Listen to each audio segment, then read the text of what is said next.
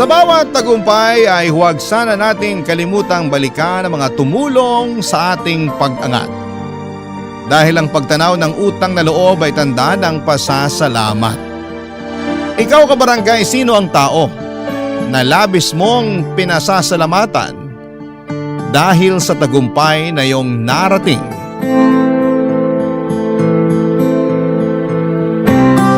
Dear Papa Dudut, magandang tanghali po sa inyo at sa mga nakikinig ngayong oras. Itago nyo na lamang po ako sa pangalang Ronald. 64 years old at isang dating magsasaka. Libangan na rin talaga naming mag-asawa ang pakikinig sa istasyon ninyong Barangay LS 97.1 at etong Barangay Love Stories, ang palagi naming inaabangan sa tanghalian. Dalang-dala kasi kami sa mga kwento na inyong iniere. At hindi ko naisip na darating ako sa punto na ako rin mismo ang gagawa ng sulat para makapagbahagi ng sarili kong kwento, Papa Dudut. Ang kwento ng buhay ko na sana ay kapulutan naman ng aral ng ating mga kabarangay na nakikinig ngayon. Maaga kaming naulila sa mga magulang ng kapatid kong si Elena, Papa Dudut. Namatay ang nanay namin dahil sa cancer at sakit sa baga ang kinamatay ng tatay namin. Mula noon ay ako na ang nagtatrabaho para sa araw-araw na gastusin sa bahay namin. Hanggang grade 6 lang din ang natapos ko noon, pero para sa akin ay sapat na yon dahil marunong naman akong magbasa, magsulat at magbilang. Naniniwala ako na hindi na ako maluloko o malalamangan ng ibang tao dahil hindi na ako isang mangmang. Sapat na ang kaalaman ko para makapagtrabaho ako ng maayos at kumita ng pera. At ang pagsasaka ang naging trabaho ko nang kami na lamang ng kapatid kong si Elena ang magkasama sa buhay, Papa Dudut.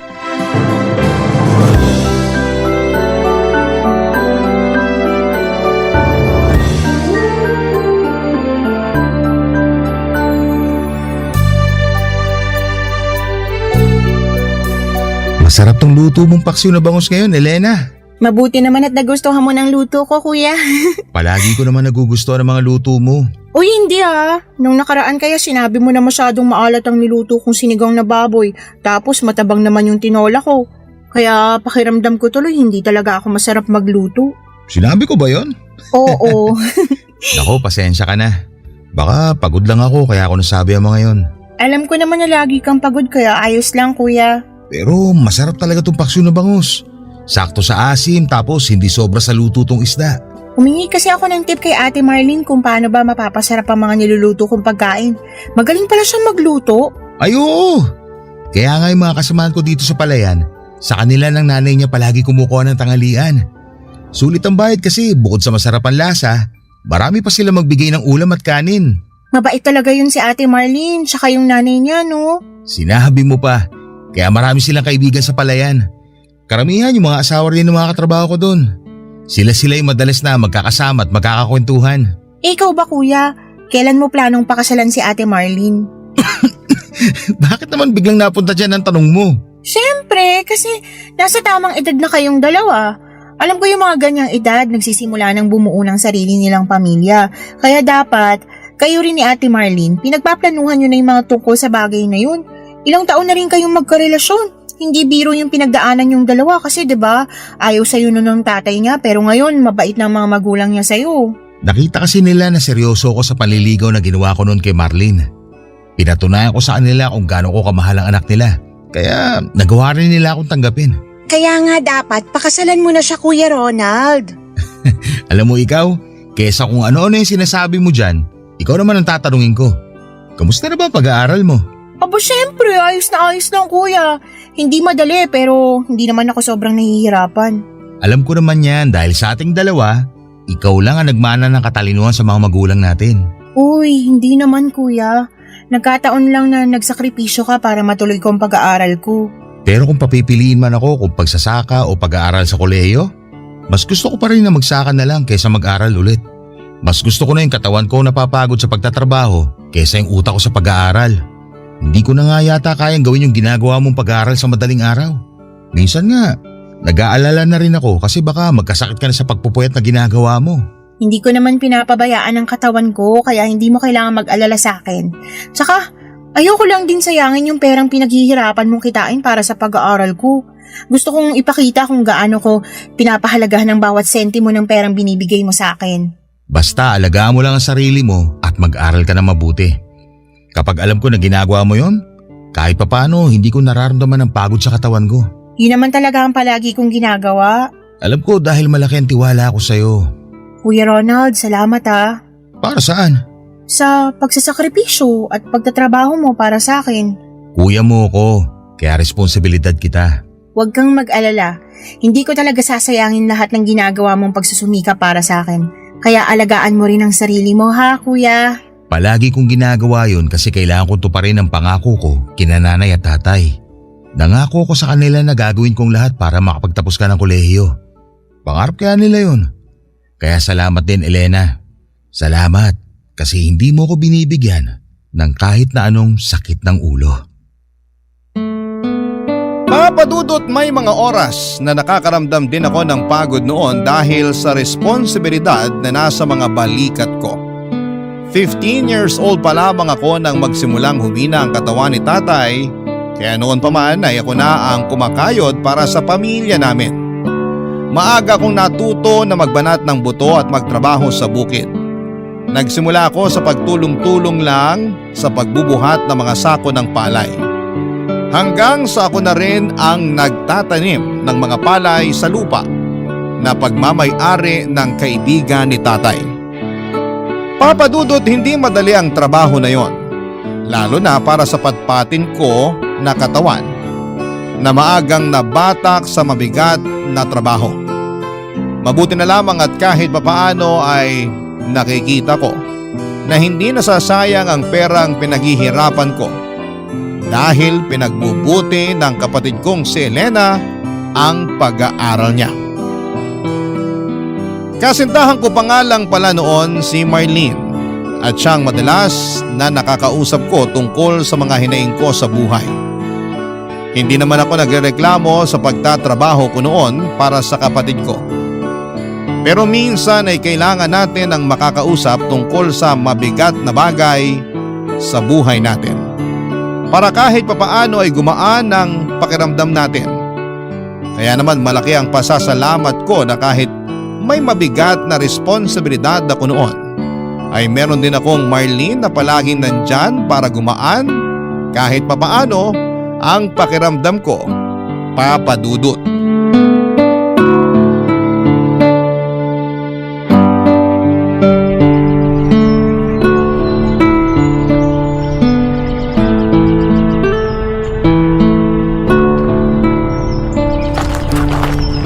Kuya Ronald, nandito na kami ni Ate Marlene.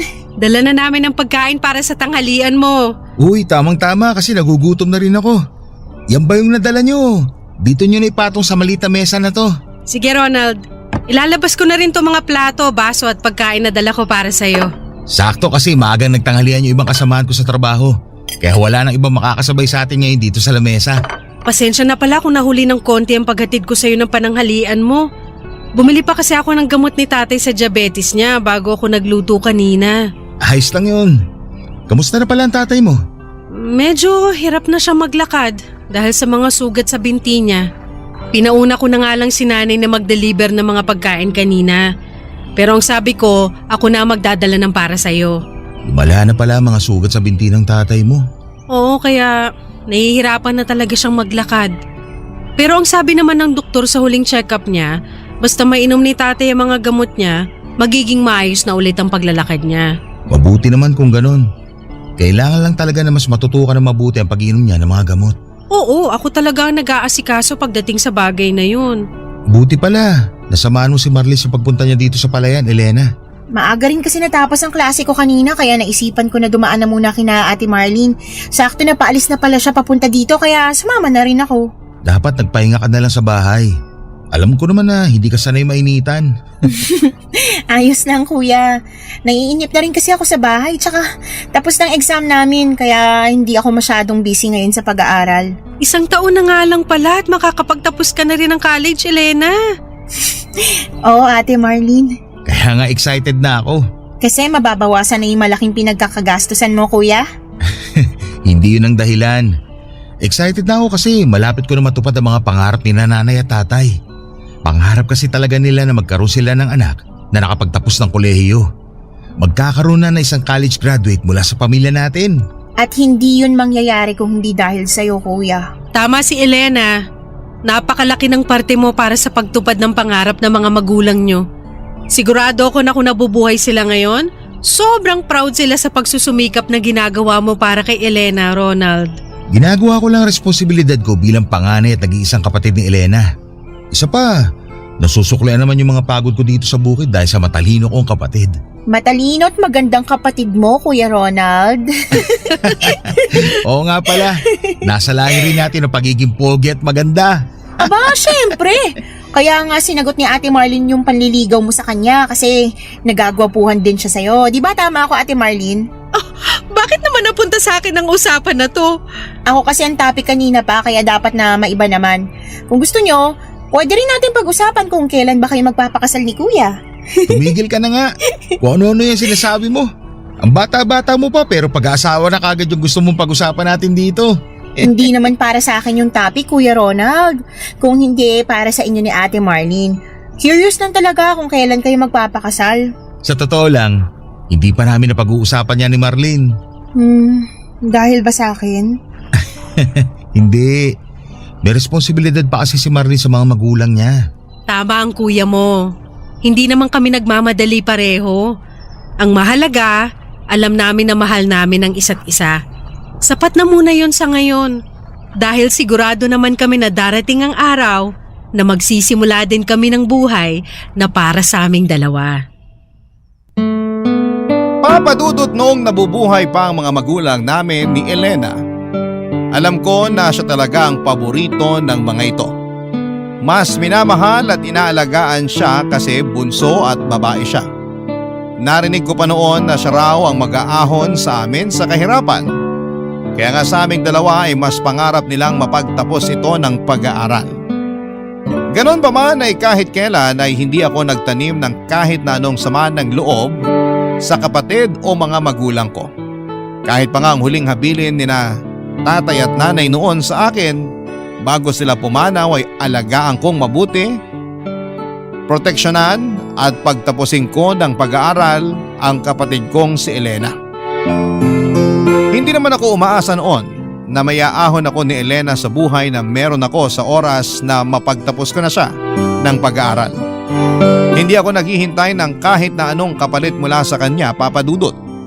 Ang nasa isip ko noon, ako na lang ang pamilya niya kaya responsibilidad ko siya ano pa man ang mga mangyari. Isa pa ay mabait ang kapatid kong si Elena at wala siyang ginagawa na nagbibigay sa akin ng sakit ng ulo. Masipag siyang mag-aral at alam ko na hindi nasasayang ang bawat sentimong pinaghihirapan ko sa aking pagtatrabaho, Papa Dudut, para sa kanya. Isa siyang kapatid na deserving ng tulong ko, Papa Dudut. Barangay Love Stories. Barangay Love Stories. Papa Dudut, nang mamatay si tatay ay pumayag si Elena na huminto muna siya sa pag-aaral. Sakto kasi na kakatapos niya lamang din ng high school at wala pa akong sapat na pera para maipagpatuloy niya ang kolehiyo. Pero hindi ko naman siya pinagtatrabaho noon. Ang sabi ko ay maghintay lamang siya na makaipon ako ng pangmatrikula niya para sa kolehiyo. Naging maasikaso naman siya sa bahay sa tuwing uuwi ako galing sa trabaho. Ginawa ko rin ang lahat ng pagtitipid para makapagtabi ng para sa pag-aaral ng kapatid ko, Papa Dudut. Halos 3 taon din ang lumipas nang makaipon na ako ng sapat na pera para sa unang taon niya sa kolehiyo. Naalala ko pa na halos maiyak siya sa tuwa nang sinabi kong makakapag-aral na ulit siya. Mahigpit niya akong niyakap at paulit-ulit siyang nagpasalamat. Nangako siya, Papa Dudut, na hindi niya sasayangin ang perang pinag-ipunan ko para sa kanya at hindi niya rin sisirain ang tiwala ko sa kanya. Bagay na nakita kong ginawa at tinupad niya noon, Papa Dudut. Hindi rin talaga naging madali ang ginawa kong pagpapaaral sa kapatid ko sa kolehiyo. Dahil bawat taon ay dumodoble ang mga gastusin para sa pangmatrikula niya. Kaya naman kahit bumabagyo o masama ang pakiramdam ko ay hindi pwedeng hindi ako magtrabaho. Hindi pwede na magipit kami sa pera, lalo na sa pangmatrikula niya. Pero sa tuwing nahihirapan ako, hindi ko pinapakita yon kay Elena dahil ayokong mag-alala siya para sa akin. Isa pa ay nasuklian din naman lahat ng paghihirap ko nang makapagtapos ng kolehiyo ang kapatid ko, Papa Dudut.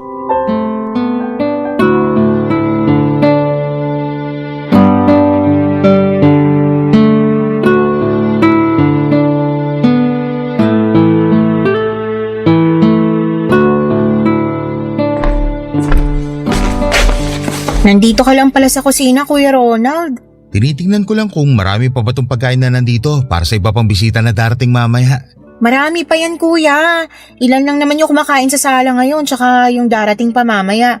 Mga ibang kamag-anak lang din natin halos kasi yung mga kaklase ko may kanya-kanya ring celebration sa mga bahay nila. Sa bagay, pagdating ni Marlene mamaya, may dala rin siyang bilao ng pansit at kakanin. Ay talaga? Ang dami pa pala nating pagkain talaga kung ganun. Pero thank you, Kuya. Nagpakatay ka pa talaga ng biik para lang maipaghanda ako. Siyempre naman, hindi pwedeng hindi natin i-celebrate ang pagtatapos mo ng kolehiyo. Thank you talaga, Kuya, sa lahat ng ginawa mong pagtatrabaho para makatapos ako ng pag-aaral ko. Salamat din kasi sinuklian mo ng maayos na pag-aaral ang lahat ng ginawa ko. Hindi ka lang nakapagtapos ng college, naging cum laude ka pa. Kaya sobrang proud talaga ako sa'yo.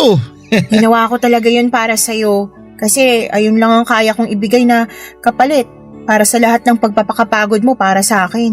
Alam mo ba kanina nung umakyat tayo ng stage para abutin yung diploma mo? Sobrang nagpipigil akong maluha.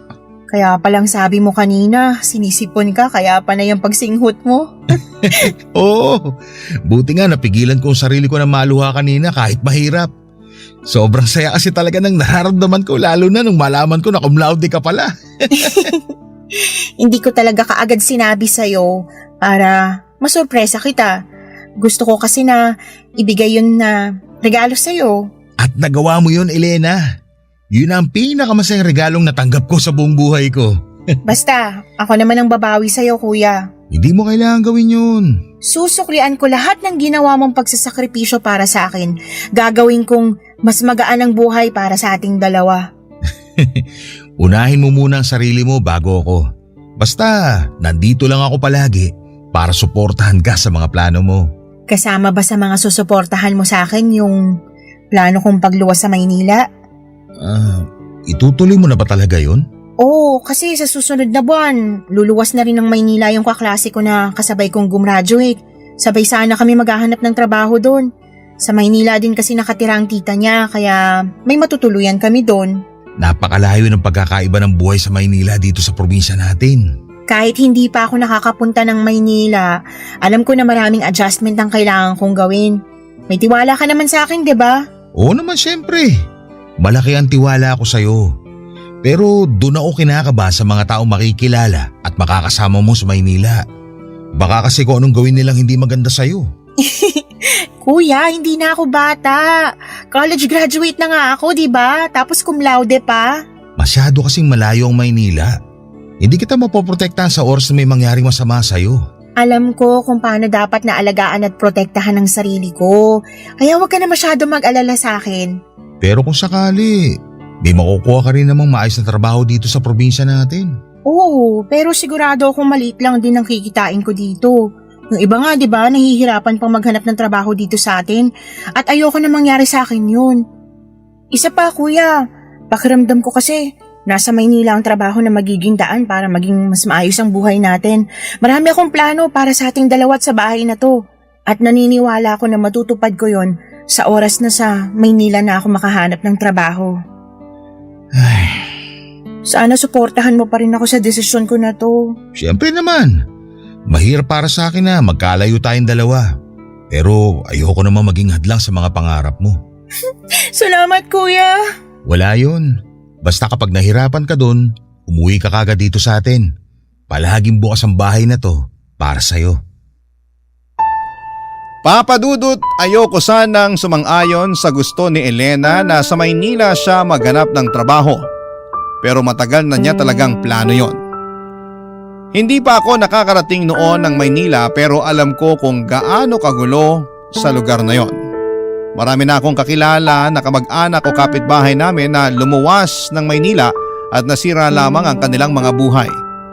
Nagkaroon sila ng anak pero walang maayos na pamilya dahil iniwan ng kanilang asawa. Nabaon sa utang at bumalik sa probinsya na naghihirap ang buhay.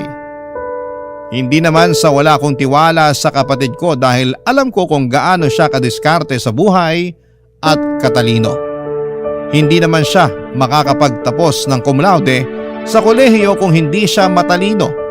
Pero wala pa rin akong tiwala sa mga tao sa Maynila na pwede niyang makilala at makasama doon. Ganon pa man, Papa Dudut, ay hindi ko pinigilan ang plano at kagustuhan niya na lumuwas ng Maynila para doon maghanap ng trabaho at makipagsapalaran sa buhay. Kasama niya ang isa niyang kaklase at nakitira siya sa bahay ng tita nito. Nung una ay madalas pang sumulat si Elena. Hindi pa kasi uso ang cellphone noon at wala rin kaming telepono. Palagi akong excited sa tuwing makakatanggap ako ng sulat mula sa kanya. Hanggang sa mahigit 1 taon ang lumipas. Dumalang na ang pagsusulat niya. Nababalitaan ko na lang sa kapitbahay namin na may kamag-anak na nakatira malapit sa tinutuluyan ni na Elena na maayos naman ang buhay at trabaho ng kapatid ko. Kaya kahit papaano ay hindi ako nag-aalala sa kalagayan niya, Papa Dudut.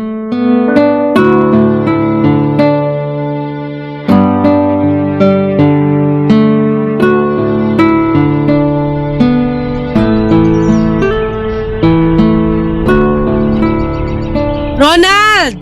Halika na rito, magtanghalian ka muna. Sige, papunta na ako dyan. Ay, napakainit ng panahon. Oo nga eh. Eto, may dala akong face towel. Akin na yung hawak mo kasi mukhang masyado ng basa ng pawis yan.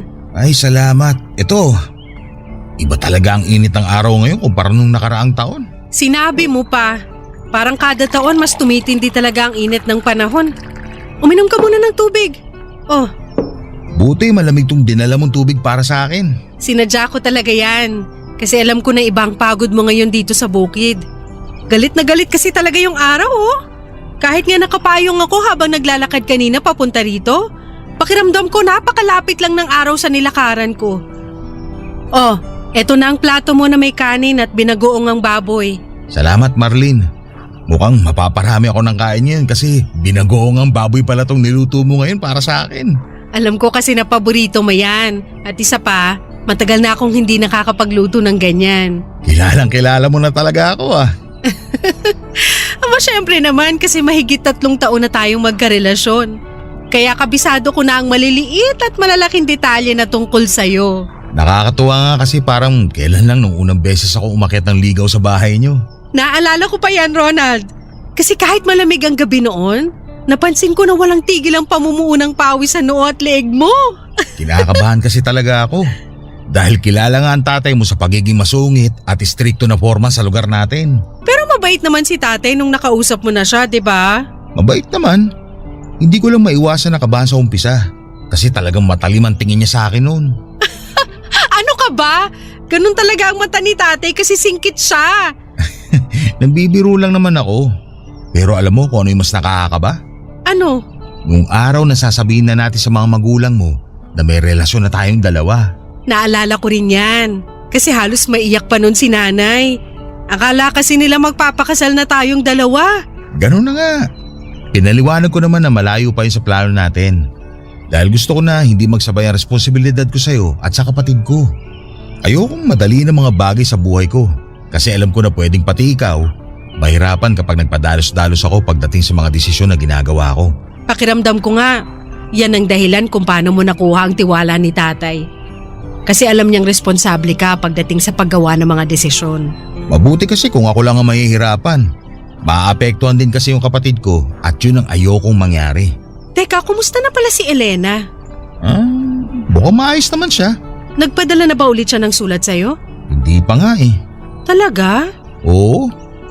Mahigit 1 buwan na rin niyang hindi sinasagot ang mga sulat ko. Pero mukha namang maayos siya sa Maynila. Paano mo nalaman? Nakausap ko rin yung magulang ng kaklase ni Elena na kasama niya nagtatrabaho sa Maynila. May pwesto sila ng tindahan sa bayan. Kaya nagawa kong dumaan para makipagkamustahan sa kanila. Ano namang sabi nila tungkol sa kapatid mo? Regular na raw sa trabaho ang kapatid ko at talaga raw napakasipag. Kaya daw siguro hindi nakakasagot sa mga sulat ko dahil busy sa trabaho niya. Naku, baka nga masyado siyang busy sa trabaho kaya hindi na siya makagawa ng sulat sa'yo. Pero alam mo, nag-aalala pa rin ako. Hindi kasi ako sanay na matagal kami nagkakalayo na dalawa. Kinakabahan ako na baka may nangyari nang hindi maganda sa kanya. Matalino at madiskarte ang kapatid mo. Sigurado ako na walang mangyayaring masama sa kanya. Isa pa, nasa tamang edad na rin siya kaya sa tingin ko tapos na ang responsibilidad mo sa kanya. Yun na lang din ang iniisip ko. Kilala ko naman siya at alam ko na ginagawa niyang lahat para mas mapabuti ang buhay niya. Pero tama ka sa sinabi mo, Marlene. Naisip ko rin tuloy na baka oras na para buhay naman nating dalawa ang simulan nating ayusin. Papadudot, naisip ko noon na tama si Marlene. Tapos na rin naman ang responsibilidad ko para kay Elena kaya oras na para sarili ko naman ang asikasuhin at intindihin ko. Kaya naman pagkalipas ng ilang buwan ay nagplano na kaming magpakasal ni Marlene. Pinadalhan ko rin ang sulat si Elena para imbitahan siya sa araw ng kasal namin. Sumagot naman siya sa sulat pero sinabi niya na hindi siya makakauwi dahil busy siya sa trabaho niya. Magpapadala na lang daw siya ng regalo para sa kasal namin ni Marlene. Sa totoo lang ay medyo nalungkot ako noon. Kahit pa nga nagpadala ng pera at regalo ang kapatid ko para sa amin ni Marlene ay iba pa rin yung nandun siya sa mismong araw ng kasal namin. Pero iniisip ko na baka nasa mabuti siyang kalagayan at maayos ang buhay niya. Masaya na ako para sa kanya, Papa Dudut, at alam ko na masaya din siya sa buhay niya, Papa Dudut. Kung anong buhay na meron siya. Samantalang ako naman ay masaya ako sa buhay na kasama ko ang babaeng pinakamamahal ko, Papa Dudut. Barangay Love Stories. Barangay Love Stories. Papa Dudut, tinuon ko na lamang ang atensyon ko sa pag-aasikaso sa pamilya ko. Nang mauso ang cellphone ay nakakausap ko na rin sa text o saglit na tawag si Elena, pero sobrang bihira talaga. Hanggang sa makasanayan ko na lang na hindi na siya masyadong kinukulit. Lalo na nang mag-focus na ako sa sariling pamilya ko. Sila na ang naging buhay ko noon, lalo na nang mabigyan ako ni Marlene ng 2 anak. Ginawa ko, Papa Dudut, ang lahat para maging responsableng padre de pamilya. Ang nasa isip ko noon ay kung nagawa kong itaguyod ng mag-isa at mapagtapos ng kolehiyo ang kapatid kong si Elena, ay kaya ko rin gawin yon sa mga anak ko. Hindi madali dahil habang tumatagal ay tumataas ang lahat ng presyo ng mga bilihin at mga gastusin. Pero wala akong hindi kakayanin para sa pamilya ko. Ilang taon nga ang lumipas na balitaan ko na lamang na umuwi ang kapatid ko pero hindi sa bahay namin, kundi sa isang bahay sa bayan na hindi ko alam na nabili na pala niya noon, Papa Dudut.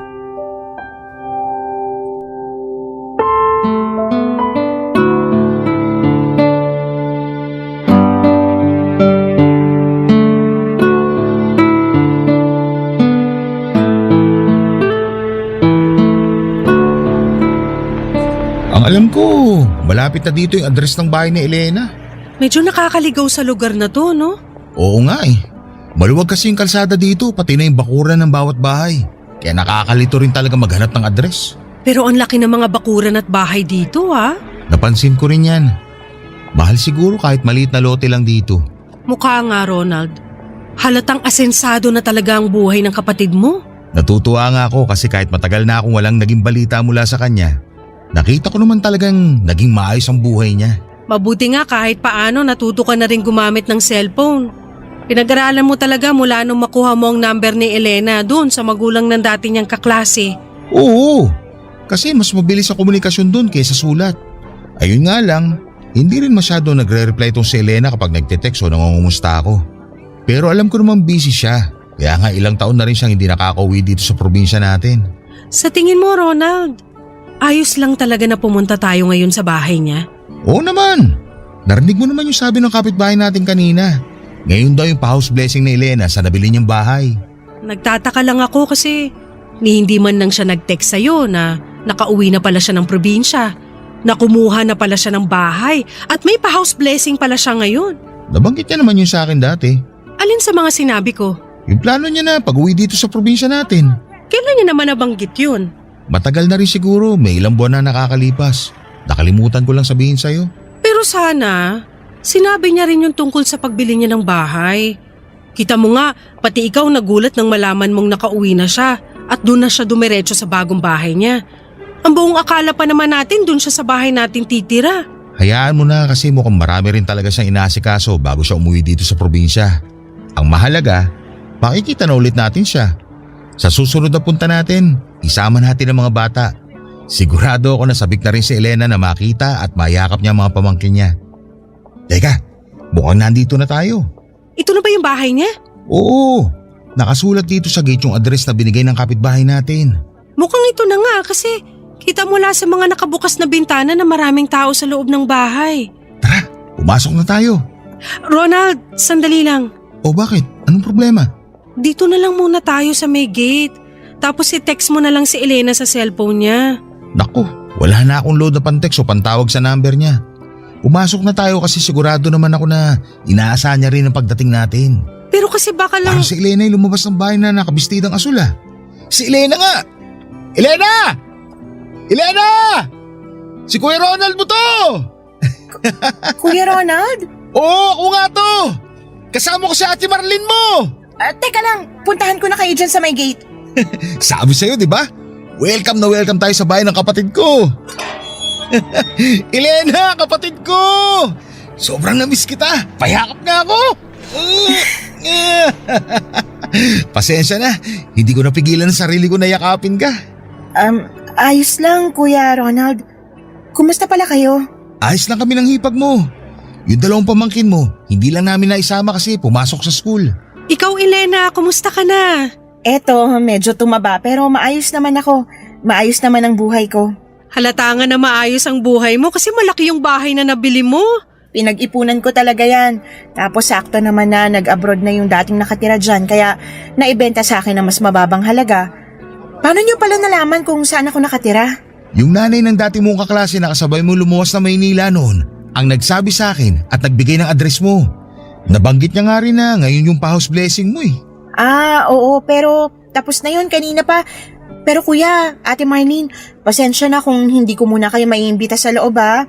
Bakit naman? Puro taga Maynila kasi ang mga bisita ko. Tsaka medyo magulo pa rin ang loob ng bahay. Sa ibang araw na lang kayo pumunta, ayos lang ba? Pero… Ayos lang, Elena. Walang problema doon. Babalik na lang kami sa ibang araw. Tara na, Marlene.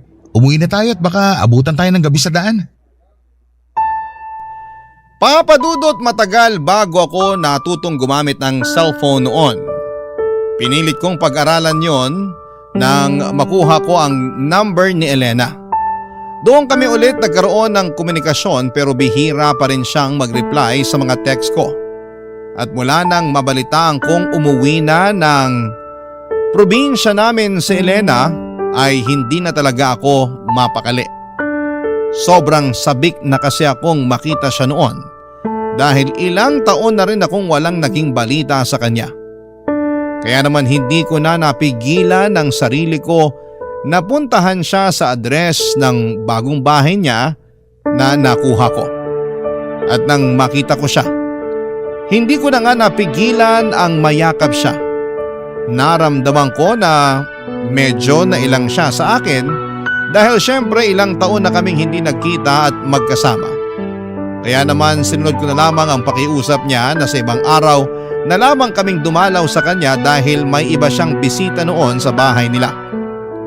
Pagkalipas nga ng 2 araw ay dumalaw ulit ako sa bahay ni Elena kasama si Marlene at ang panganay na anak namin. Pinatuloy kami ni Elena noon at pinagmeryenda pa nga ng ininit niyang spaghetti na natira pa yata noong handa sa house blessing na may kasamang soft drinks.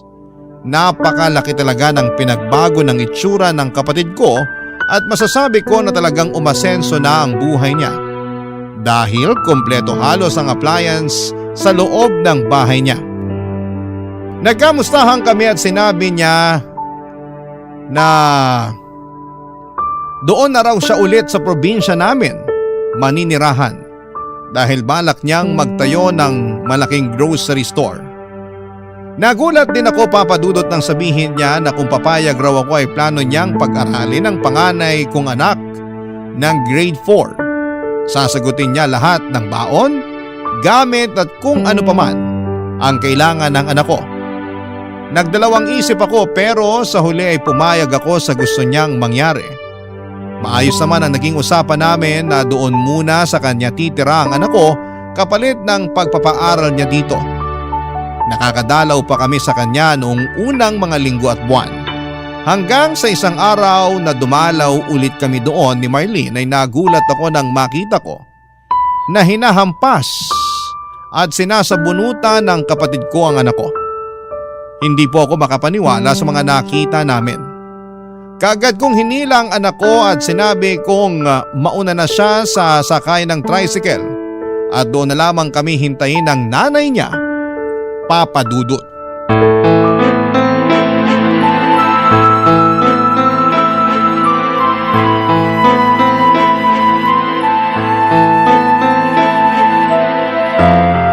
Sabi ko naman sa'yo, Kuya Ronald, dinidisiplina ko lang yung anak nyo ni Ate Marlene. Anong dinidisiplina?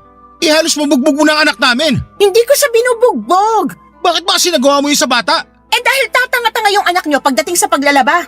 Hindi na naman niya naihiwala yung pulang damit ko sa mga puti kaya, ayan, humawa na ang kulay. Hindi mo naman kailangang bugbugin ang anak namin. Hindi ko nga siya binubugbog, Kuya. Ano yung nakita namin, Elena? Yung pagsabunot mo sa buhok niya at ilang beses ng paghampas sa braso at likod niya. Ang hirap sa inyo, masyado nyo binibaby ang mga anak nyo kaya lumalaking matigas ang ulo at saka walang alam sa buhay. Kita mo nga yung panganay nyong lalaki, ni hindi marunong maglaban ng maayos. Palasagot pa, kaya halatang sutil at napakatigas ng ulo. Hindi matigas ang ulo ng mga anak namin, lalo na yung panganay namin. At para sabihin ko sa'yo, matalino siya at hindi kagaya ng sinasabi mong walang alam sa buhay. Sinasabi nyo lang yan kasi hindi nyo ginagawa ng tamang pagiging magulang nyo sa mga bata. Ang lakas naman ng loob mo na magsalita ng ganyan. Marlene, tama na! Hindi ako titigil, Ronald! Dahil kinikistyon ng kapatid mo na yun ang pagiging magulang natin. Elena, baka nakakalimutan mo na kahit kailan, hindi ka pa nagkaroon ng anak. Pero hindi ibig sabihin na wala akong alam kung paano magdisiplina ng isang bata. Ang sabihin mo, masyadong mabigat yung mga kamay mo at hindi ka muna nag-iisip bago mo sinaktan ng anak namin. Anong sinasabi niyong hindi nag-iisip? Baka ikaw yun, Ate Marlene. Kasi sa ating tatlo, alam natin na ako ang pinaka nasa tamang pag-iisip. Talaga ba? Kaya ba nagagawa mo sakta ng bata na walang kalaban-laban? Ginagawa ko lang kung anong alam kong tamang paraan ng pagdidisiplina. At kailan pa naging tama ang pananakit ng bata, Elena? Kailangan naman kasi disiplinahin talaga yung mga batang nakakagawa ng mali, di ba? Para hindi na nila ulitin. Pero sa ibang paraan, hindi sa pananakit na ginagawa mo. Hindi magtatanda ang mga bata kung masyado nyo silang binibaby. Pero hindi rin makakabuti sa kanila yung pagbuhatan sila ng kamay. Pagdidisiplina ang tawag sa ginawa ko sa anak nyo, Ate Marlene. Kailangan tumatak sa kokote niya ang mga bagay na kailangan niyang tandaan. Kung hahayaan niyo siyang ganyan lang ang alam sa buhay, baka tumanda rin siyang walang alam kagaya ni... Kagaya nino? Kagaya ko? Bakit bigla ka na lang tumahimik, Elena? Ituloy mo yung gusto mo sabihin. Mabuti pa umalis na kayo. Hindi pa tayo tapos mag-usap. Kaya hindi kami aalis ni Marlene dito sa bakuran ng bahay mo. Gusto ko nang magpahinga, Kuya. Umuwi na kayo ni Ate Marlene. Kailan mo pa sinimulan sakta ng anak namin? Hindi ka makasagot. Kasi hindi mo na rin maalala kung kailan mo unang beses sinaktan ng anak namin, tama? Pwede ba, Kuya Ronald? Tama na nga ang usapan na to. Umalis na lang kayo ni Ate Marlene. Gusto ko lang malaman ang sagot sa mga tanong ko. Kaya ba sinasaktan mo ang anak ko dahil natatakot ka na maging kagaya niya lang ako? Na isang magsasaka na kailangang araw-araw at buong maghapon na nagtatrabaho? Bakit hindi ka nagsasalita, Elena? Bakit hindi mo aminin na sobrang baba ang tingin mo sa akin? Na kinakahiya mo ako bilang kapatid mo? Kaya ayaw mo tumulad sa akin ng anak ko kasi para sa'yo, walang narating ang buhay ko. Aminin mo na, Elena. Mababa talaga ang tingin mo sa akin. Oo, sige na! Kaya ko lang naman dinidisiplinang mabuti ang anak niyo kasi ayoko maging kagaya mo siya na walang ibang narating o naging trabaho kundi ang pagiging magsasaka lang. Ayoko mabulok ang buhay niya sa palayan. Baka nakakalimutan mo, Elena. Nagkaroon ng malaking bahagi ng trabaho ko para sa tagumpay na meron ka ngayon sa buhay mo. Hindi ako nanunumbat at kahit kailan, hindi ako naningil sa kung ano man ang naibigay ko sa'yo. Ronald, tahan na. Isa pa, Elena. Kahit kailan, hindi kita sinaktan. Hindi dumapo ang palad ko sa kahit anong bahagi ng katawan mo para saktan ka. Tapos, makikita na lang namin ni Marlene kung paano saktan ang panganay na anak namin. Alam mo, tama nga sila. Binabago ng Maynila hindi lang ang buhay, kundi pati na rin ang ugali ng mga tao na nakikipagsapalaran sa lugar nila. At siguro nga, kasama ka sa mga pilit binago ng Maynila. Dahil hindi na kita kilala, Elena. Hindi na ikaw yung dating mabait at mapagmahal na kapatid ko. Papa Dudut, hindi talaga ako sanay na mapalayo ang mga anak ko mula sa amin, lalo na ang panganay kong lalaki dahil sa kanya ako pinakamalapit. Pero inisip ko na lamang na para din yon sa ikabubuti niya. Isa pa, hindi naman talaga siya sobrang mapapalayo sa akin.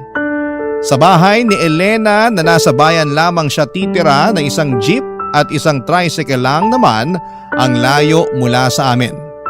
Sa unang mga buwan ay madalas ko siyang dinadalaw noon sa bahay ni Elena pero nararamdaman ko na parang naiirita ang kapatid ko kapag napapadala ako sa bahay nila. Iniisip ko na lamang na baka naiistorbo ko ang pamamahinga niya kaya naman binawasan ko na ang oras ng pagdalaw ko sa anak ko. Sa tuwing magkakausap naman kami ng anak ko ay wala siyang ibang kinikwento kung hindi puro kabutihan na ginagawa sa kanya ng tita Elena niya. Na palagi raw siya nitong pinapakain ng masasarap na pagkain at hindi masyadong inuutusan sa mga gawaing bahay. Puro magaganda ang kinukwento niya kahit napapansin ko na biglaan ang kanyang pagpayat. Paglalim ng eye bags at paminsan-minsan ay mga pasa niya sa braso. At hindi talaga ako makapaniwala nang makita ng sariling mga mata ko kung paano saktan ang anak ko ng sarili kong kapatid ng mga oras na yon. Kahit kailan ay hindi ko po pinagbuhatan ng kamay ang sino man sa mga anak ko. At ni isang beses ay hindi rin dumapo ang kamay ko sa balat ng kapatid kong si Elena. Kaya naman hindi ko na rin napigilan ang sarili ko na isumbat ang mga naitulong ko kay Elena. Hindi ko siya tinulungan, inalagaan, binigyan ng proteksyon at pinag-aral para tanawin niya yon sa akin na utang na loob. Ginawa ko lahat ng yon kasi mahal ko siya bilang kapatid ko at akala ko ay ituturing niya rin na pamilya ang pamilya ko pero nagkamali ako. Nang makauwi kami ng bahay ng asawa at anak ko ay doon sa amin kinuwento ng panganay naming anak kung paano siya pagmalupitan ni Elena. Dahil sa pangarap niya at alam niyang pangarap din namin na mga magulang niya na makapagtapos siya ng pag-aaral. Tinis niya ang lahat ng yon. Konting pagkakamali lang daw kagaya ng ilang minuto na maunang magising sa kanya si Elena, hindi makapagluto ng hapunan para dito, maiwan ng walis tambo sa may tabi ng sofa at kung ano-ano pang mga maliliit na bagay ay hampas, batok sa bunot at iba pang pisikal na pananakit kaagad ang natatamo niya. Doon ko mas nakita ang mga tinatago niyang pasa at sugat mula sa kamay ng nag-iisang kapatid ko. Triple ang naramdaman kong kirot nang dahil doon. Dahil kapatid ko pa mismo ang gumawa noon sa sariling anak ko. Papa Dudut, mula noon ay hindi na kami nag-usapan ng kapatid ko pero wala rin akong kahit na sinong pinagsabihan. na ibang tao sa pananakit na ginawa niya sa panganay kong anak. May nakarating sa akin na marami na raw siyang nakakaaway sa lugar na tinitirhan niya. Mga kapitbahay na madalas niyang pinapakitaan ng kasamaan ng ugali niya.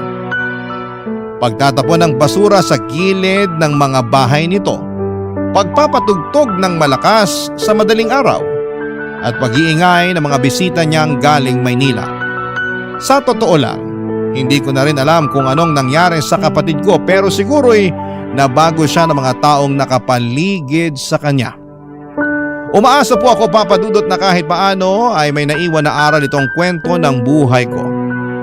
Hindi tayo required na magbalik ng utang na loob sa mga taong tumulong sa atin noong nangangailangan tayo. Pero wala ring masama kung paminsan-minsan ay magbabalik na raw tayo at tumulong sa mga taong naging tulay para sa tagumpay ng ating buhay na tinatamasa.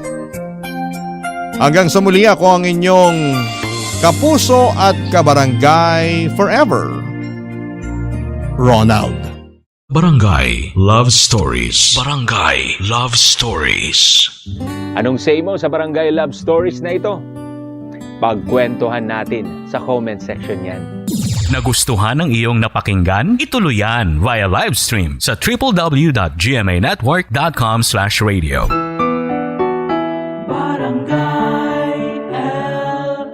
In Mega Manila, 97.1. Forever! Forever!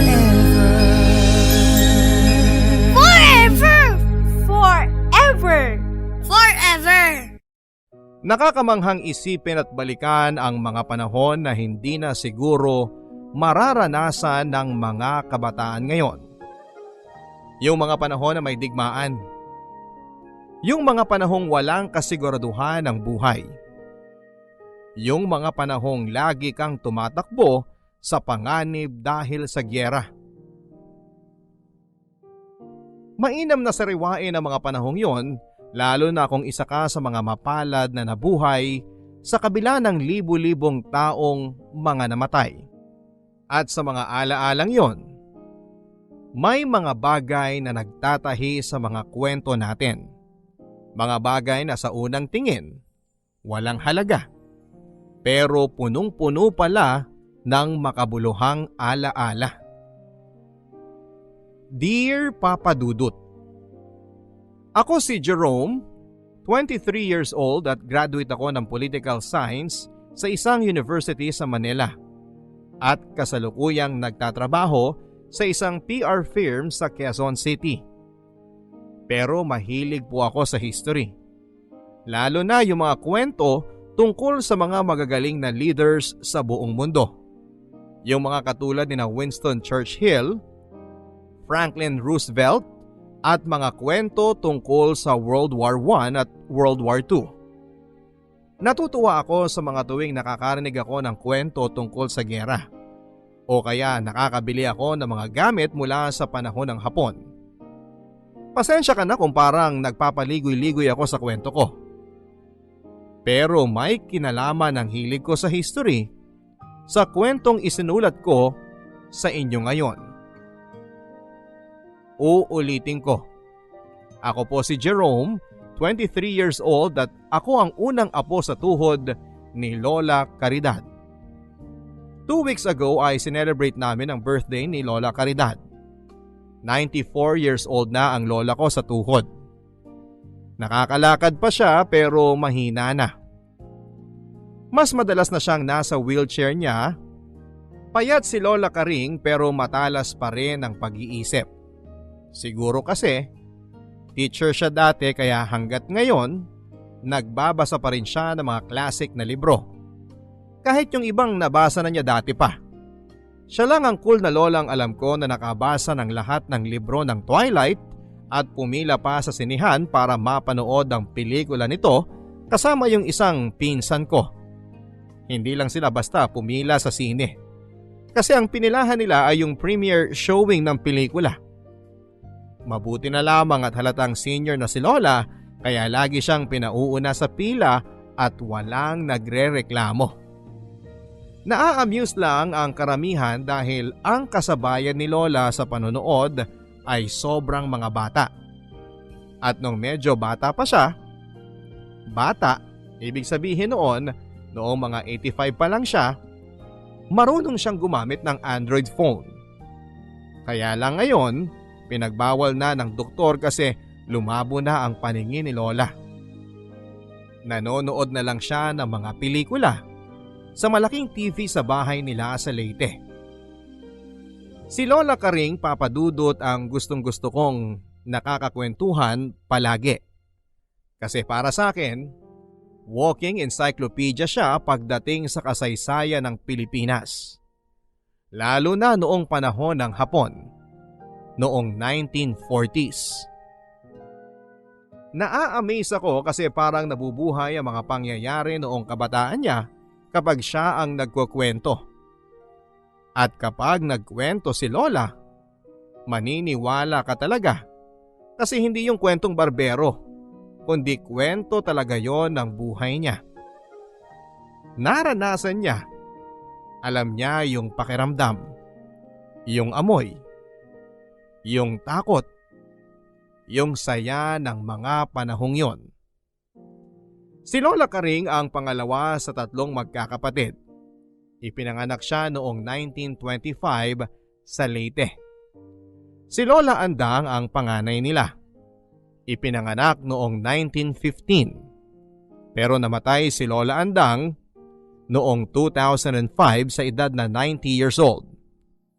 Si Lola Andang at ang asawa niya ay may 5 anak. May 21 na apo at 6 na apo sa tuhod. At ang bunso naman nila, si Lolo Ingo. Ipinanganak noong 1936.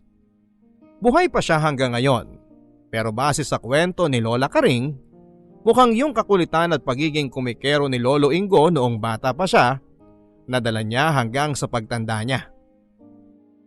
Biyudo na si Lolo Ingo, nagkaroon sila ng 3 anak ng asawa niya. Meron siyang 7 apo pero wala pa siyang apo sa tuhod. Si Lola Karing ang winner sa kanilang 3 pagdating sa mga kaapo-apuhan. Nagkaroon ng 7 anak si Lola Karing, 24 na apo at 10 apo sa tuhod. Nasabi ko nang ako ang panganay na apo sa tuhod. Yung iba niyang apo sa tuhod ay nag-aaral pa. 28 na si Lola Karing noong napangasawa niya si Lolo Pioning. Naabutan ko pang buhay si Lolo Pioning. 5 years old ako noong namatay siya. Pero naaalala ko yung mga kwento sa akin ni Papa.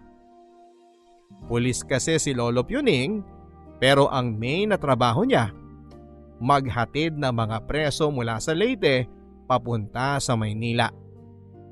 Kapag nasa Maynila raw ito ay panayang bilhin ng mga PX goods na tinatawag o yung mga pagkain at kagamitan na binebenta para sa mga military men ng US.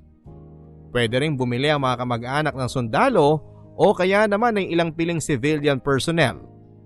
At dahil pulis si Lolo Pioning, madali itong nakakabili ng PX goods. Ang pinaka-paborito niyang bilhin yung mga dilatang karne, gaya ng corned beef at luncheon meat. Kaya pag uwi raw ni Lolo Pioning sa Leyte at dala niya yung mga PX good, sikat siya. Habang nangangamoy daing ang buong kalye nila, ang bahay lang nila ang bukod tanging nangangamoy corned beef sa umaga. At ang mga anak niya lang ang may imported na tsokolate sa pag-uwi niya.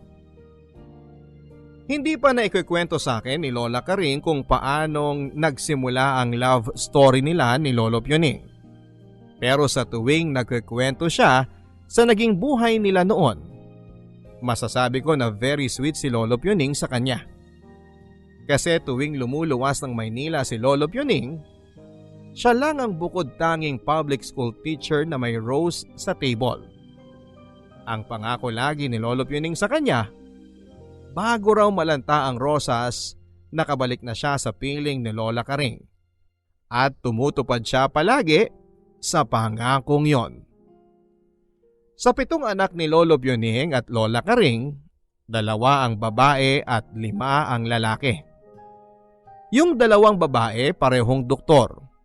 Yung isang lalaki, accountant.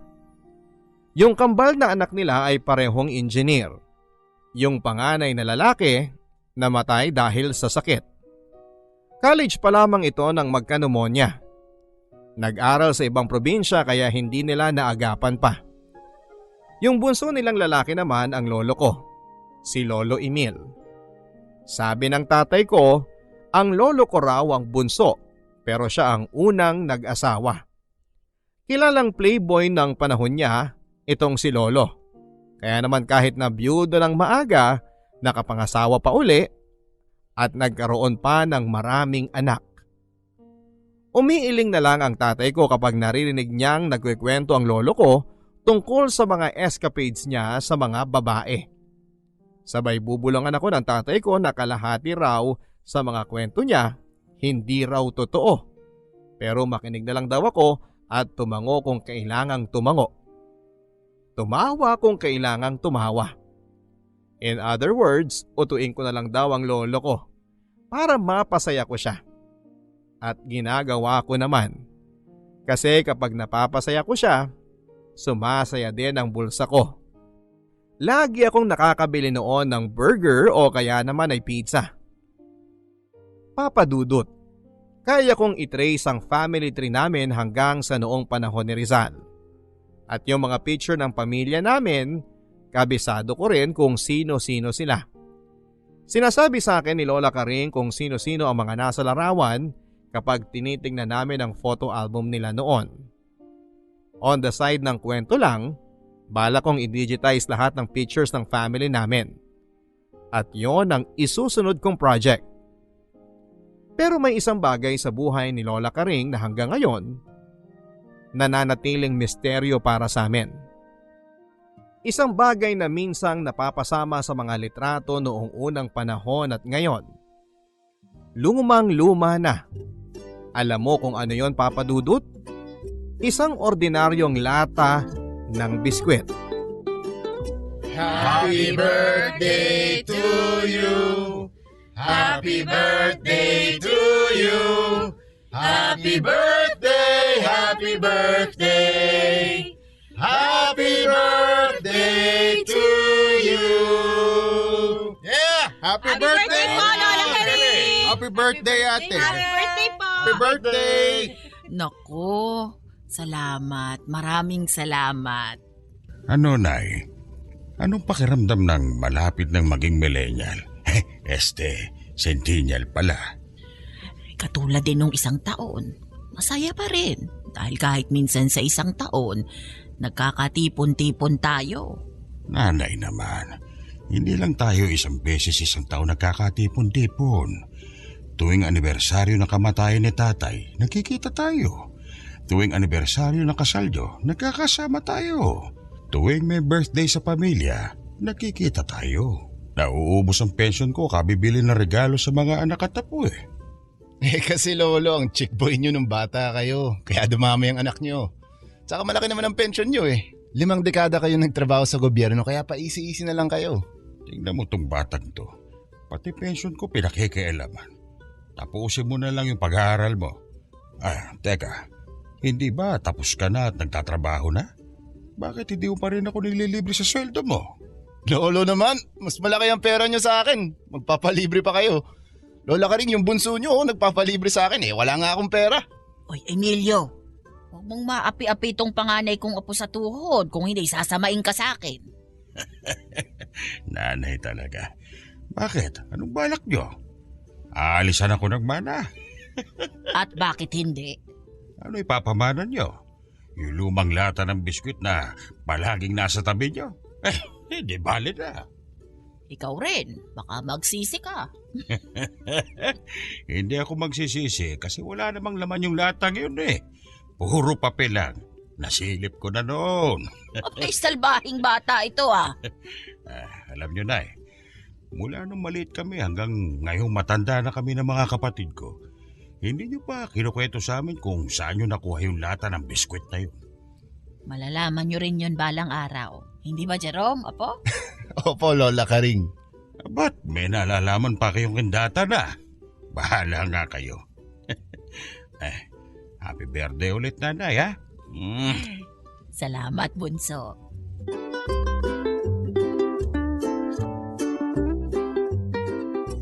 Yung lata ng biskwit ni Lola Karing ay maraming nahihiwagaan sa latang yon. Sa pamilya namin, isa yung misteryo dahil sa sobrang tagal ay nananatili na lang na misteryo. Pero hindi man sinabi ni Lola Karing sa mga anak niya kung saan ang galing ang latang yon. Kinuwento naman niya sa akin ang kasaysayan ng latang yon. Isa lamang yung pangkaraniwang lata ng biskwit. Kinakalawang na dahil sa kalumaan. Ito yung karaniwang malalaking lata ng biskwit na binibitbit ng mga tao pag uwi sa probinsya para pasalubong sa mga mahal nila sa buhay. Ito yung iconic na lata na ipinamimigay sa mga namatayan para makakain ang mga nakikipaglamay. Pero walang design o logo yung lata. Ang sabi ni Lola Karing, gawa lang daw sa papel yung tata kaya hindi nagtagal. Humulas na rin at nawala na.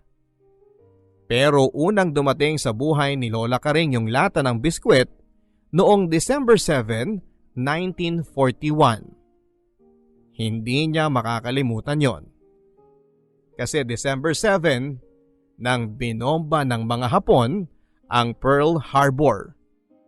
December 8, inatake ng Japan ang Pilipinas at noong December 14, 1941 ay nagsimula ang World War II. Ang sabi ni Lola Karing, noong mga panahon na yon, sinama silang dalawa ni Lolo Ingo ng nanay nila sa Maynila para bisitahin ang kapatid nito. At noong pumutok nga ang gyera, lahat ay nagmamadaling umuwi sa kani-kanilang probinsya.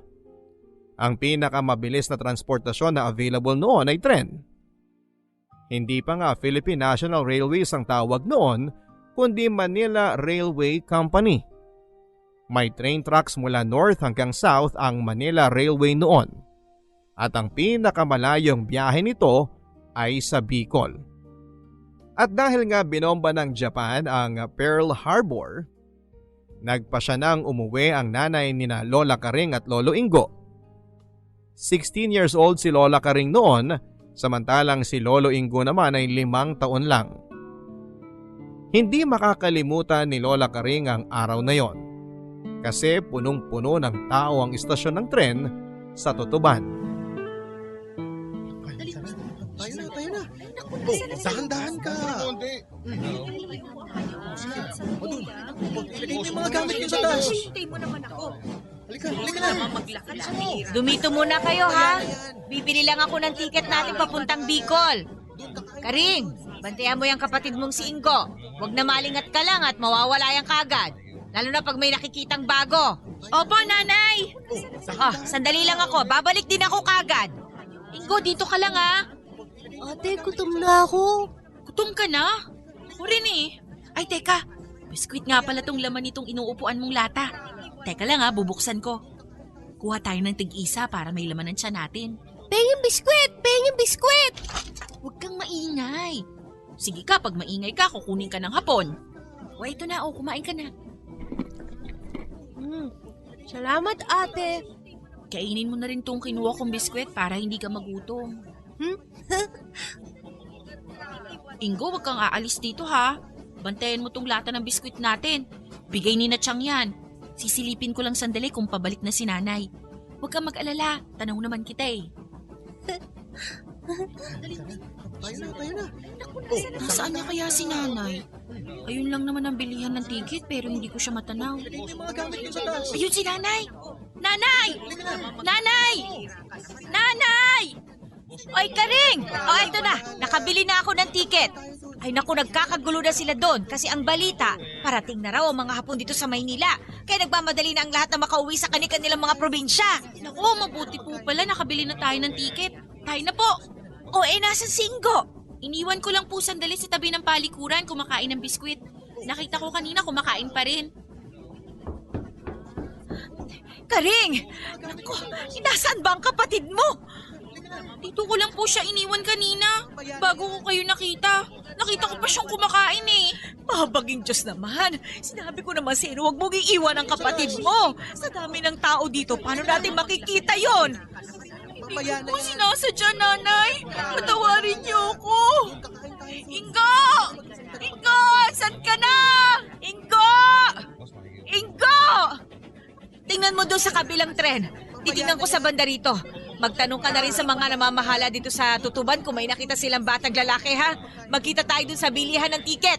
Naintindihan mo ba ako? Sige na, lakad na, Karing! Opo, nanay. Ingo! Ingo, nasan ka na? Ate! Ate! Ate Karing! Ingo!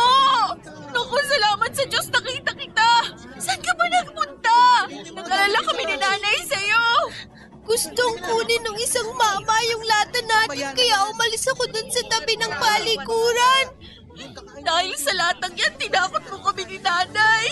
Eh kung kinuha ng mama tong lata ng biskwit natin, wala na tayong pasalubong kay Ate Andang. Huwag mo nang uulitin yun, ha? Oo, ate. Nagutom tuloy-uli ako. Puntahan muna natin si nanay bago ka kumain uli. Mabuti na lang at December 8, 1941 ay nasa Bicol region na sina Lola Karing. Kasi noong December 8, inatake ng Japan ang Pilipinas. At noong January 2, 1941, pagkatapos ideklara na open city ang Manila, inoccupy na ng Japanese forces ang buong city of Manila. Nasa probinsya na noon sina Lola Karing at ang pamilya nila noong sakupin ng Japanese forces ang Maynila. April 1942 nang tuluyang sumuko ang US-Philippine Forces sa Japan at nag-set up ng Council of State ang Japan sa Pilipinas. Ilan sa mga mayayamang pamilya ang nanatiling tapat sa Amerika pero may iilan na pumanig sa Japan kaya nagkaroon ng puppet government na tinatawag ang bansa natin. Sa ilalim ng pamumuno ni Jose P. Laurel. Samantalang sina Manuel Quezon ay nagpunta sa Amerika para magtayo ng government in exile. Si MacArthur naman, pinapunta sa Australia kung saan ay nagsimula siyang magplano ng pagbabalik niya sa Pilipinas. Lahat ng mga balita tungkol sa giyera nakarating sa probinsya ni na Lola Karing ng 2 o 3 araw nang nakakaraan. Lumipas pa ang ilang buwan bago sila nakakita ng mga opisyal ng Hapon sa Leyte na nanirahan sa pampublikong eskwelahan ni na Lola Karing. Nanay! Nanay! Anong sabi ng tatay ninyo? Sabi ni tatay, parating na raw yung mga Hapon dito sa lugar natin. Nasa Tacloban na sila ngayon. Ay, mapaging Diyos! Ano nang gagawin natin ngayon? Sabi ng asawa ko, makita na lang daw tayo sa may paanan ng bundok. Yung tinuro niya sa inyong foxhole, doon muna tayo magtago habang naghihintay tayo kung ano mangyayari. Ay, kung gano'n tayo na, tawagin mo na yung mga kapatid mo. Tulungan mo ako mag-empake ng mga gamit natin. Bilisan mo! Ingo, kunin mo yung lata ng biskwit natin para may makain tayo sa bundok. Oo, ate! Bilisan ninyo ang kilos! Kaya po pala kanina pa ang patunog nila sa kampana ng simbahan. Halina kayo! Yung ibang mga kapitbahay natin nagsilikas na rin!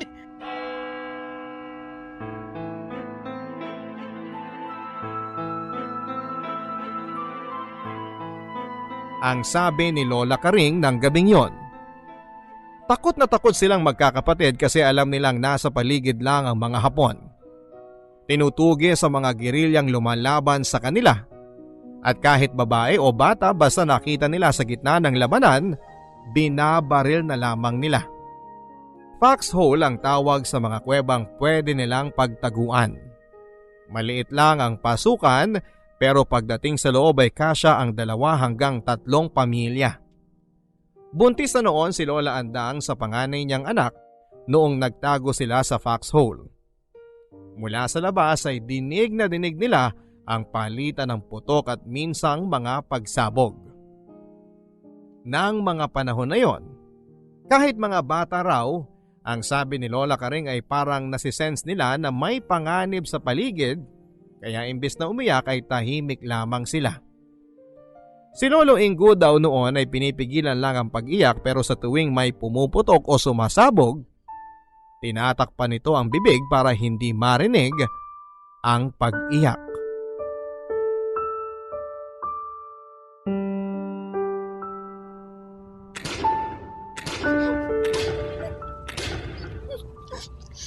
Ingo, huwag kang maingay. Pag narinig ka ng mga hapon, papatayin nila tayo. Pero hindi ko mapigilan natin. Alam ko na. Akin na yung lata ng biskwit. Bakit? Anong gagawin mo? Basta, akin na. Oh, ayan. Pwede ka nang umiyak hanggat gusto mo. Hindi ka na maririnig ng mga hapon. Pero huwag masyadong malakas, ha? Raymond, ate! Salbahe ka ka rin. Puro kakalokohan. Ang ingay kasi. Diyos ko, huwag niyo po kaming pababayaan. Mahal na Birhen, iligtas niyo po kami. Salamat sa lata ng biskwit ni Lola Karing. Nakatulog si Lolo Ingo habang suot ang lata sa ulo nito at hindi na siya natakot sa mga putok ng baril at bombang sumasabog sa paligid. Pagbalik nila sa bahay nila kinabukasan, nalaman nilang ginawa na palang kampo ng mga Hapon ng public elementary school nila. Sabi ni Lola Karing, maswerte raw sila at mababait ang mga opisyal na Hapon na namalagi sa bayan nila. Hindi raw katulad ng ibang lugar na sapilitang kinukuha ang mga batang babae at ginagawang comfort women or sex slaves ng mga sundalo.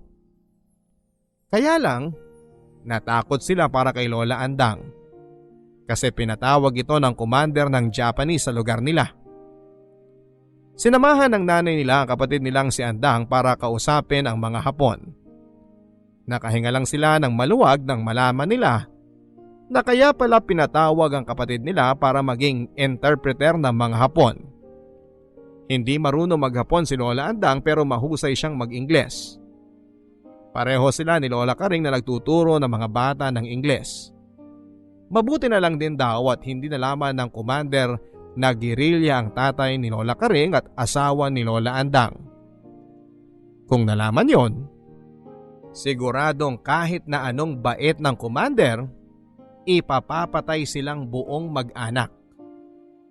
Hindi pa nagwawakas doon ang kwento tungkol sa lata ng biskwit ni Lola Karing.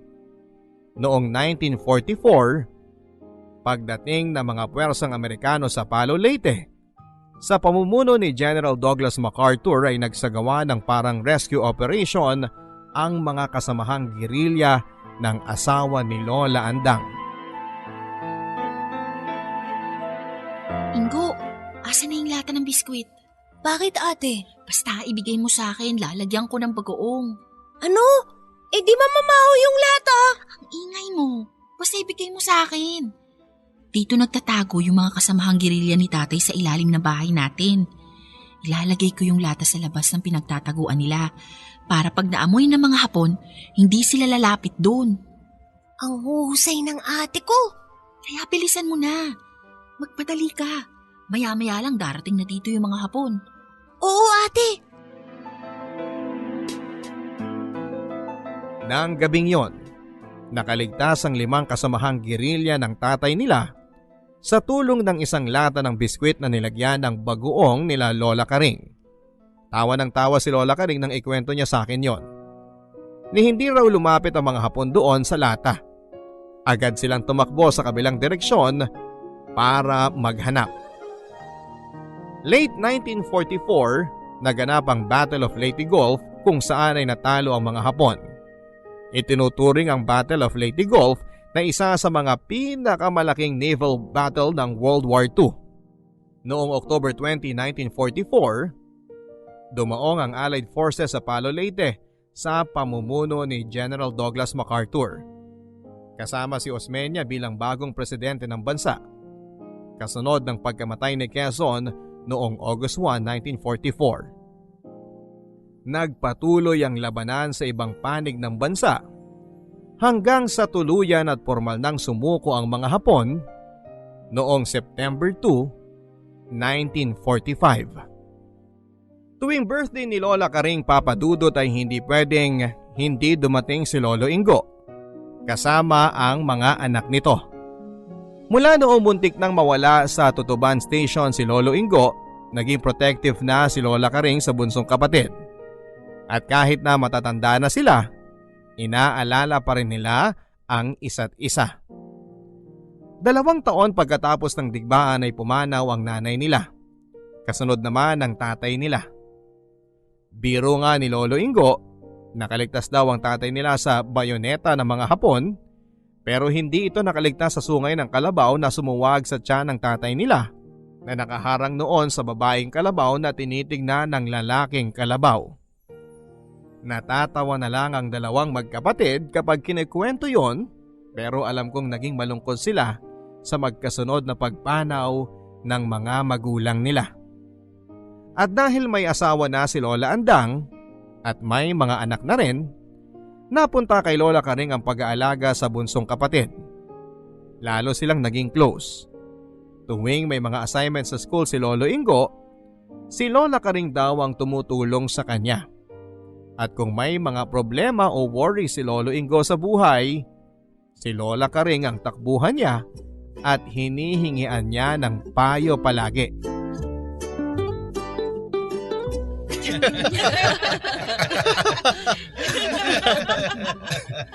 Lola Karing, tinan mo kung sino dumating, oh. Sino? Si Ingo ba yan? Opo, Lola. Bakit? Hindi nyo ba maalala ang mukha ng kapatid nyo? Ano bang hindi? Kahit puro puti na ang buhok ng kapatid ko, mananatili pa rin siyang bata para sa akin. Oh, tignan mo kung paano kumilos. Akala mo 20 lang ang edad. 20 na po ang edad ni Lolo Ingo. Pero tama kayo, mukha lang siyang 20 kung kumilos kasi lagi siyang nakangiti. Chill lang lagi. Akala mo lang yon. Pero pag umibig yan, matindi. Bakit po? Anong nangyari kay Lolo Ingo noon? Parinig ka, ibubulong ko sa'yo. Ano po yun?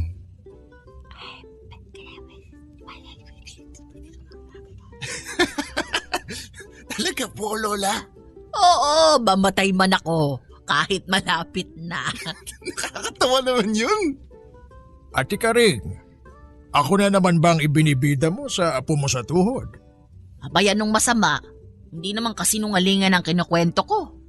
Anong kinukwento mo? Yung tungkol sa mga ginagawa natin nung bata pa tayo. Kung paano natin ginugulangan yung mga kalaro ko para akong manalo sa taguan. Bakit naman tatawa ng malakas si Jerome kung yun lang ang kinuwento ko? Ate Karing talaga. Kung hindi mo lang kaarawan ngayon, naku, binawi ko na yung cake na binili ko para sa iyo. Ingo, naaalala mo ba nung mabigo ka sa pag-ibig ng paulit-ulit? Alin yun? Nung nagtangka akong… Oo, yun na nga. Sabi ko na nga ba eh. Ipapahamak ako ng lata ng biskwit na yun eh. Asan na ba yun? Susunugin ko na talaga. Malaking kahihiyan yung nangyari sa akin. Tumigil ka nga, Ingo. Anong kahihiyan? Katatawanan yun. Dinaig mo pa nga ang mga patawan o ni na Panchito at Dolphy. At saka anong kasalanan sa'yo nung lata ng biskwit ko? Pasalamat ka't nandun yun kung walay nasirang Ingo ka na sana noon pa. Nasaan na nga yung latang yun? Mataga nga. Easy ka lang, Lolo Ingo. Puso mo, sige ka. Hindi ka na aabot ng 90 pag hindi ka mag-relax. Kalma lang.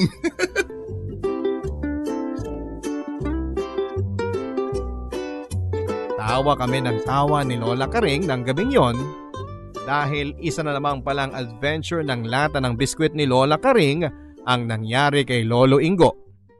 At kahit nakakahiya, hindi ko napigilan ang pagtawa ko.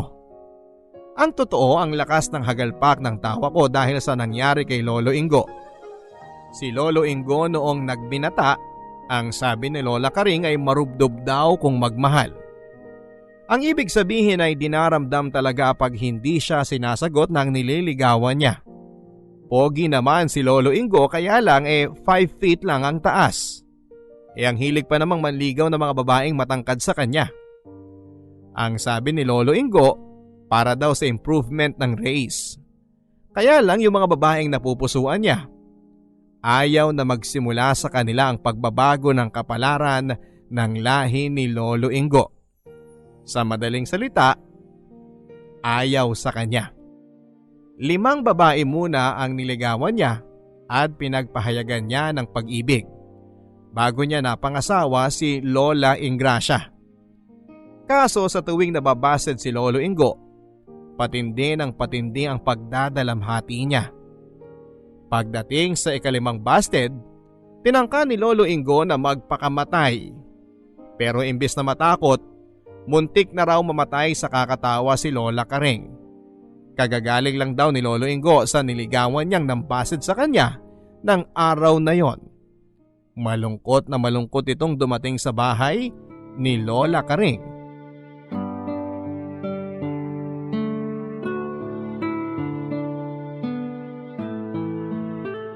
O Ingo, ba't ngayon ka lang? Kumain ka na ba? Wala akong gana, ate. Doon na muna ako sa kwarto ko. Ha? Sige. Oh, anong nangyari sa kapatid mo? Ba't parang pinagtakloban ng langit ang pagmumukha nun? Huwag kang maingay. Nalaman ko kina ate na binasted na naman ng babaeng nililigawan niya si Ingo. Paano naman siya sasagutin ang mga babaeng pinipili niya matatangkad? Pwedeng gawin tungkod ang ulo niya kapag kasama niya naglalakad yung babae. Ikaw naman, miserable na nga yung tao, nagagawa mo pang pagtawanan. Pasensya ka na, Karing. Pero bata pa naman ang kapatid mo at marami pang babae sa mundo. Kaya hindi siya dapat malungkot o kaya mag-isip na magpapakamatay siya. Ah! Aray! Aray ko! Ate! Ate Karing! Uy! Boses ni Ingo yun ah! Yuring, magmadali ka! Puntahan mo sa taas kung anong nangyayari doon! Oo! Ingo! Anong ginawa mo? Bakit Yuring? Anong nangyari? Itong kapatid mo! Nagtangka magpakamatay! Ano? Ingo! Ano ka ba naman? Binasted ka lang na babae? Gusto mo nang magpakamatay? Anong nangyari sa'yo? Nakakatawa ka naman, Ingo. Alam mo namang mahina na itong biga ng kisame. Dito pa tinali yung kumot ay pinulupot mo sa leeg mo. Tapos, dinamay mo pa yung lata ng biskwit ng ate mo para gawing tungtungan. Sinubukan ko lang naman kung anong pakiramdam pero wala naman talaga akong balak magpakamatay. Maraming babae sa mundo. Bakit ako magpapakamatay dahil lang sa isa? Kasi 5 babae na yung bumasted sa'yo. Ingo naman. Buti na lang, pinuno ko ng bagoong isda itong lata ng biskwit ko. Kaya hindi mo natabig nung tungtungan mo. Naku, kung nagkataon. Hindi nga ako namatay. Mamamatay naman ako sa baho. Pumasok ang paa ko sa bagoong na binili mo. Kasi hindi nakatakip ng maayos. Nung sinipa ako ng paa ko, bumigay yung bigas sa taas at natumba yung lata ng bagoong. Kaya ngayon, hindi ka lang mabaho. Nabulukan ka pa. Mabuti na lang hindi tumama sa pamakuha ng ulo mo. Kung hindi, butas ang bumbunan mo. Ate. O bakit? Atin-atin na lang to ha. Huwag mo nang ikwento sa iba. Depende. Pag inulit mo pa, ikukwento ko sa lahat ng babaeng nililigawan mo para mapahiya ka. Huwag mo nang uulitin yun ha. Hindi na ate. Ang sakit palang mabukulan.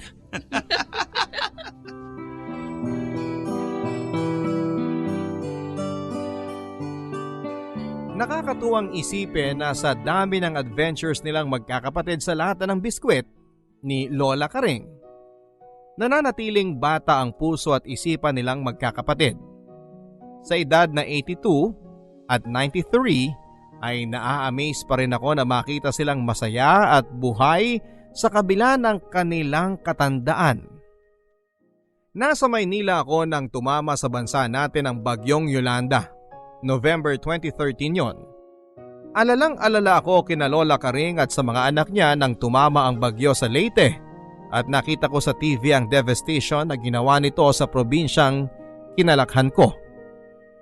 Halos maiyak ako noon habang pinapanood ang mga tao na naglalakad lang na parang walang direksyon sa buhay. Ang iba ay tulala.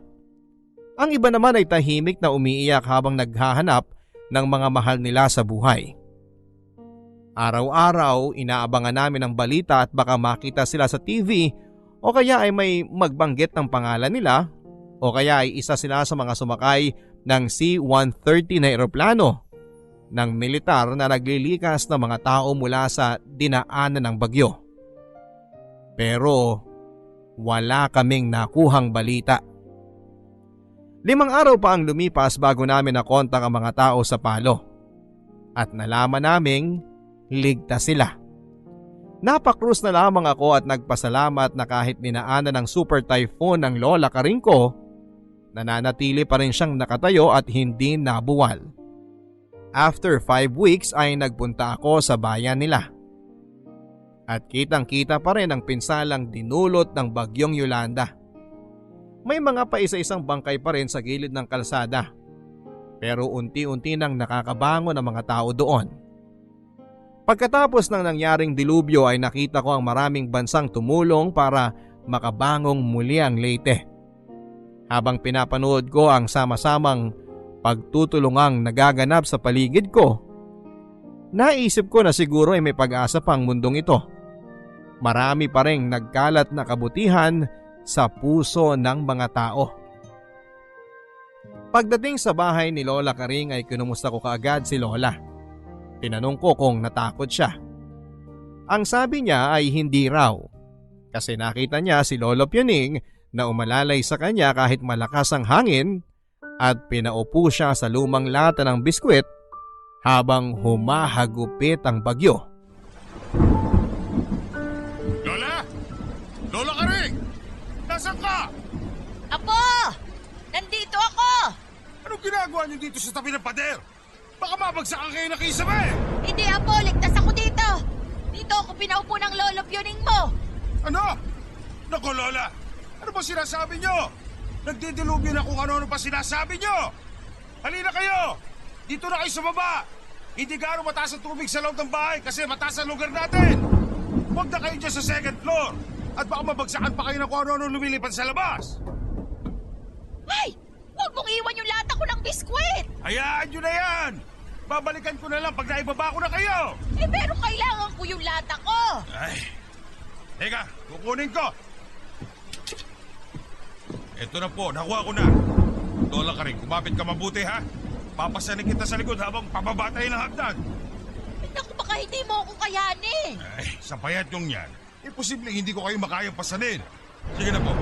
Pasan na para makalis na tayo dito sa taas. Eh, sige, Apo.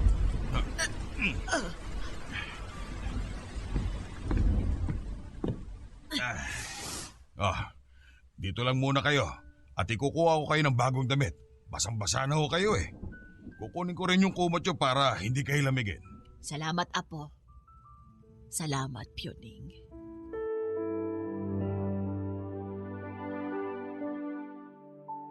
Ang sabi ni Lola Karing, nasa itaas na kwarto daw siya noong dumating ang bagyo.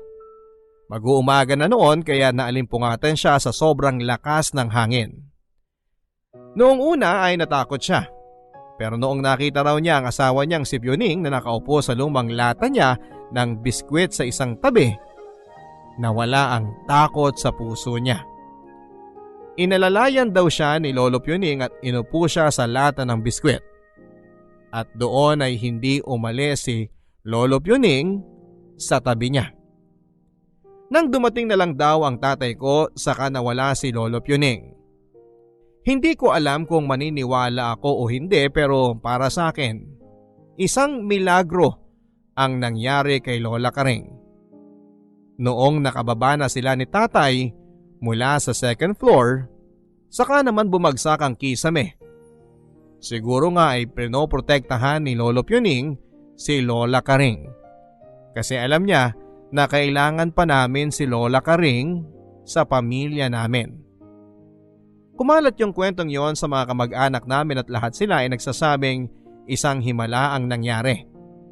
Pero para sa akin, himala man o nagkataon lang, ipinagpapasalamat ko pa rin na hindi namatay at hindi nasaktan ng lola ko.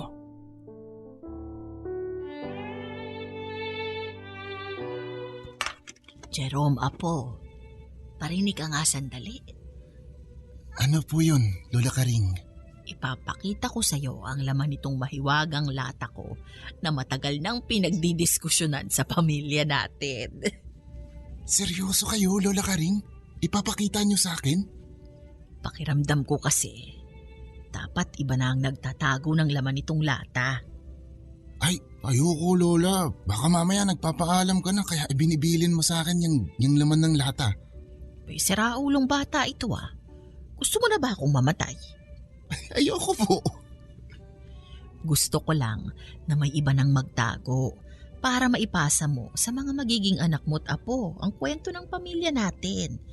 Dahil sa hilig mo sa kasaysayan, alam kong pahahalagahan mo ang mga nilalaman nitong lata. Bakit po, Lola Karing? May ginto ba sa loob niyan? Higit pa sa ginto kung tutuusin. Dahil ang laman nito, mga karanasan namin sa buhay na nagpatibay sa amin.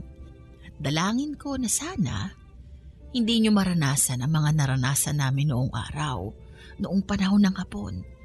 Pero iniisip ko, kung hindi nangyari yon, hindi kami magiging mabuting halimbawa sa inyong mga kabataan kung ano ang mga bagay na dapat nating pinahahalagahan bilang mga tao. Nang binuksan ni Lola Karing ang laman ng lata, para akong batang paslit na binigyan ng maraming candy sa dami ng kasaysayang nakapaloob sa latang yon. Nandun ang mga larawan ng mga yumao nilang kaanak. Nakita ko rin ang itsura ng nanay nila Lola Karing. Nakita ko ang itsura ni Lolo Ingo noong bata pa siya. Habang nakaupo sa lata ng biskwit na bago-bago pa ang itsura. Naroon din ang pictures nila Lolo Emil, nina tatay at pati graduation picture ko ay nandun din. Nagulat ako at hindi ko akalaing may tinatago pala si Lola Karing na picture ko. Alam mo pang nakita ko sa loob ng lata, Papa Dudut? Mga balat ng tsokolate at candy na pinasalubong noon ni Lolo Puning sa mga anak nila pag lumuluwas ito ng Maynila.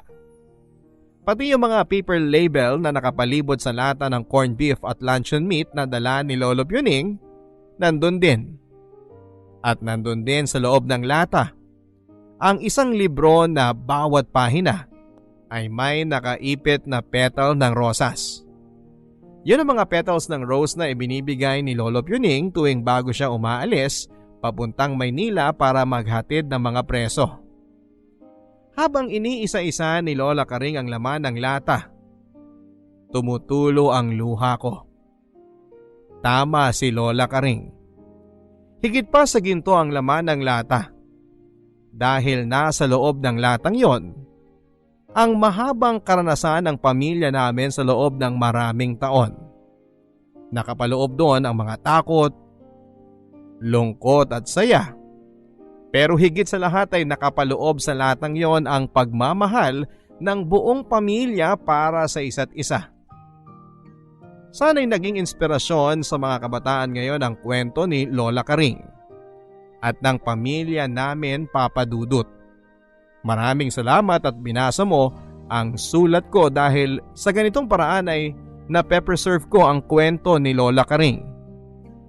Hanggang dito na lamang ang inyong kapuso at kabarangay forever, Jerome. Maraming salamat Jerome sa pagbabahagi mo sa amin ng barangay LS mo at ni Lola Karing.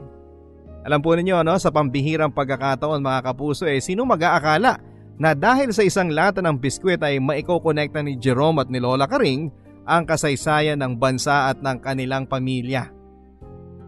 Etong latang ito ay isang material na representation lamang po ng mga ala-alang masarap balikan. Dahil higit sa material na bagay o souvenir, mas importante po ang mga ala-alang hindi mo makakalimutan na tumatak na sa puso mo at sa isip mo. Mga ala-ala na masarap balikan, pagkwentuhan at alalahanin. Ikaw, nakagawa ka na ba ng masayang alaala kasama ng mga taong minamahal mo? Bakit hindi mo subukang gumawa na ng mga forever memories na ibabaon mo? Hanggang sa muli mga kapuso, ako po si Papa Dudut sa mga kwento ng pag-ibig, buhay at pag-asa. Dito sa Barangay Love Stories. Forever.